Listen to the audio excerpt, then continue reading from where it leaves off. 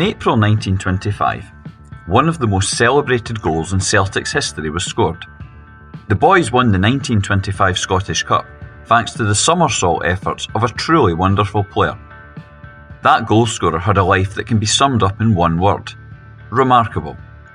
This is the story of Celtic's mighty atom, Patsy Gallacher. Like Celtic, Gallacher was a mixture of Irish and Scottish. He was born in 1891 in Ramelton in County Donegal. Gallacher's family faced extreme poverty. In fact, he was born in the poorhouse. And this led his family to move to Scotland when Patsy was still a child, where they settled in Clydebank. The spelling of his surname has often caused confusion, based on whether it should be spelled with a C or a G. Traditionally, G was common in Ireland, whereas C was prevalent in Scottish names.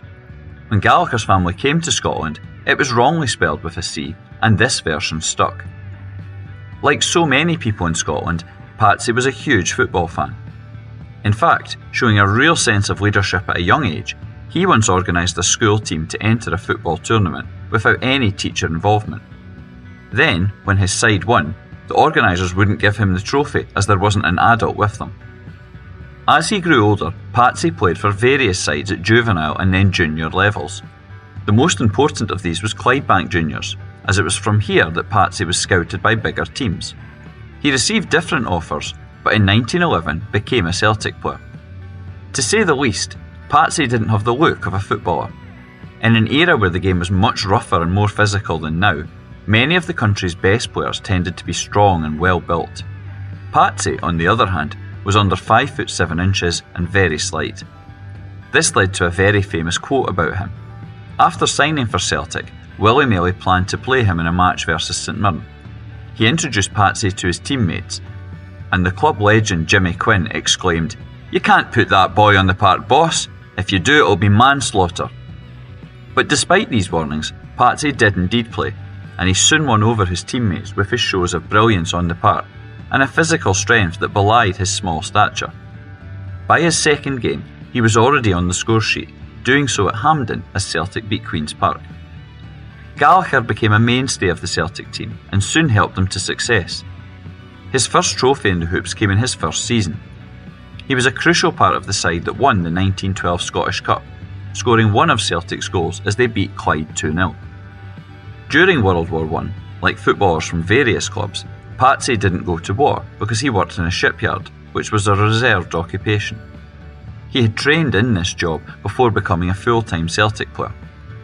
On one occasion during the conflict, he was fined for being late for work, and then further punished by being banned for playing for Celtic for 8 games. Patsy was clearly a bit of a character, and there's numerous stories testifying this from his time at Celtic Park. One legendary tale describes the Celts going to Dunbar for a training camp. The players were told they couldn't leave the hotel to get a drink, so Patsy borrowed some female clothes and sneaked out whilst dressed as a woman. In fact, this isn't the only funny Patsy story connected to clothing. Another relates to the time that he turned out for Rangers. In 1922, Newcastle United played a benefit game for Rangers captain Andrew Cunningham, with whom Patsy was friends. Based on this, Gallacher was invited to turn out for the Ibrox side and pulled on the light blue jersey. He even scored for the home team. However, he later lifted his blue shirt to reveal a Celtic jersey underneath. Patsy enjoyed substantial success at Celtic Park. In his 15-year Celtic career, he won the league on 6 occasions and the Scottish Cup 4 times. He was also part of winning sides for the Glasgow Cup on 4 occasions and the Charity Cup 11 times. Of all these trophies, none was more famous than the 1925 Scottish Cup final. In fact, so notable was his influence, some people refer to this match as being the Patsy Gallacher final. The Bhoys had reached this stage thanks to a crushing 5-0 victory over Rangers in the semi. Celtic were in confident mood, but they faced the Dundee side with equal hopes. On the 11th of April 1925, 75,000 fans crammed into Hampden to watch what would be a memorable game and an iconic goal. Dundee took the lead, which they continued to hold at the interval. In the second period, Celtic pushed for an equaliser. Patsy went on a mazy run and it looked like he'd just fallen short, but at the last minute he controlled the ball between his feet and somersaulted into the net. It was a truly spectacular goal and inspired the Celts to claim a late victory thanks to Jimmy McGrory. Patsy's contribution to the Celts cannot be emphasised enough. He was a darling of the Celtic support, famed for attacking skills and dribbling, and this helped attract large crowds to Celtic Park. His goal scoring was equally impressive. His 195 goals make him Celtic's sixth all-time top scorer. It wasn't simply Celtic that had a chance to recognise Patsy's abilities. He had a variety of international experiences too, and under more than one national banner. As a Donegal-born man, he naturally wanted to play for Ireland. When he did so, these appearances exemplified the political divide of his homeland. Not only did he run out for Ireland, but on one occasion he also represented an Irish Free State team. In addition, Patsy had Scottish experiences too. He was part of a Scottish League select and featured in a Scottish FA team that toured Canada in 1927. And in fact, during World War I, he was selected to play for Scotland in an unofficial fixture against England. Patsy wanted to be a one-club player, but unfortunately for him, Celtic had other ideas. Later in his career, he suffered from various knee injuries, and in fact turned out only once in the 1925-26 season. As such, in 1926, Celtic announced that he had retired. However, this was news to Patsy, who claimed he'd done no such thing.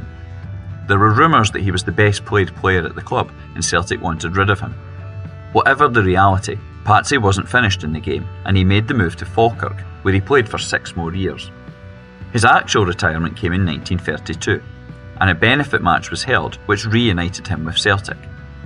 A joint Falkirk and Celtic team played a Scottish League 11 at Celtic Park, all to celebrate the phenomenal football career of Patsy Gallacher.